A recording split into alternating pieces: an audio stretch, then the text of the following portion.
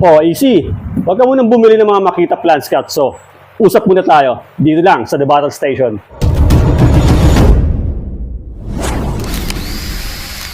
So, meron tayo dito mga Plant Scout na Makita, no? Ito ay corded. Ito naman ang pambato nila sa kanilang LXT series na 18 volts. Ito naman ang pambato nila sa XGT series o yung kanilang 40 volts. Dalawang to ay parehong cordless at brushless. At pareho itong may AWS o Auto Start wireless system. Lahat ng to ay merong 165mm or 6.5 blade size.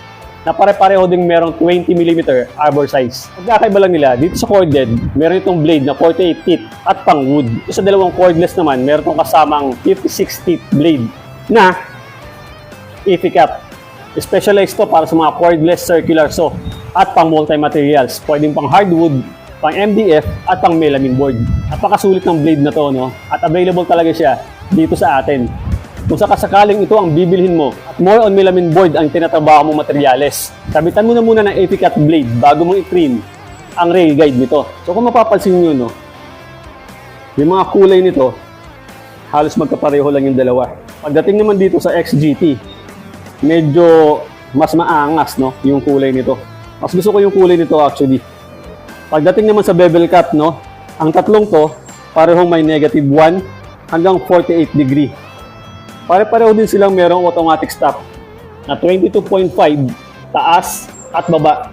Tapos ang dalawang to, parehong pang 45 degree. Dito naman, pare-pareho silang merong auto stop. Pag nakababa, naka 45. Kapag nakataas, naka 48 naman. Sa mga depth gauge naman ito, pare-pareho silang merong hanggang 55mm depth capacity. Pare-pareho din yung kanilang knob, no, na ina-adjust para walang play kapag nilalagay nyo sa kanilang rail guide. At isa sa magandang features na nakita ko sa Plant Scout na to, no, ay ito. Maglalak to sa kanyang rail guide para kapag ka naka-bevel position, 45 man o 48, hindi ito tataob kapag binitawan mo. Kasi, kakapit siya dun sa kanyang rail guide. Ito naman, ang lock niya, no, para kapag nagpapalit ka ng blade. Yan ang magiging posisyon niya.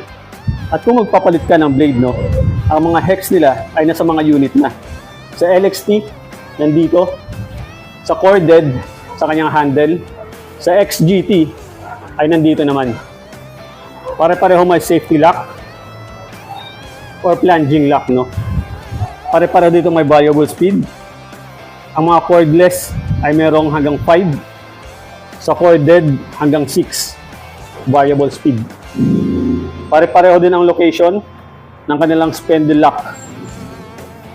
At isa sa magandang feature nito, no, ay ang kanyang scoring. At akala ko, sa mga cordless lang. Meron din pala dito sa corded. Kapag nakaset yan, ang kanyang depth ay automatic na hihinto hanggang 3mm. Sa corded, meron itong kasamang 2.5 meters na heavy duty cord. Sa LXT, kailangan natin dito ng dalawang 18 volts. At sa XGT naman, kailangan lang natin ng 40 volts battery. Ang LXT ay merong battery level indicator. 1 sa taas, 2 sa baba.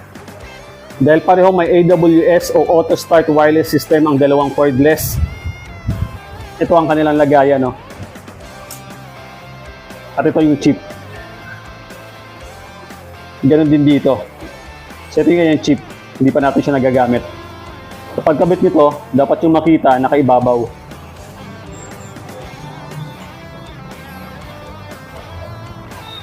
Kapag nag-red, ibig sabihin tama yung lagay mo. At hindi rin yung papasok kapag kamali. Long press lang natin to hanggang mag-blink siya ng kulay green. Kapag nag-blink na yung kulay blue, nakapag-pair na siya. So wala naman palang pinagkaiba halos ang tatlong tono. Ang mga features nila ay talaga namang pinag-aralan. Ang corded ay mas malakas kaysa dalawa. At mas affordable to. At only power to. Maganda to sa mga shop. Kung gusto mo naman maging komportable, no, na walang cord, meron naman tayong mga cordless. Ang 18 volt series nila, may pinakamaraming variation ng mga power tools. Kung more on industrial naman ang business mo, dito ka sa XGT. At kung collector ka ng tools, bilhin mo na lahat.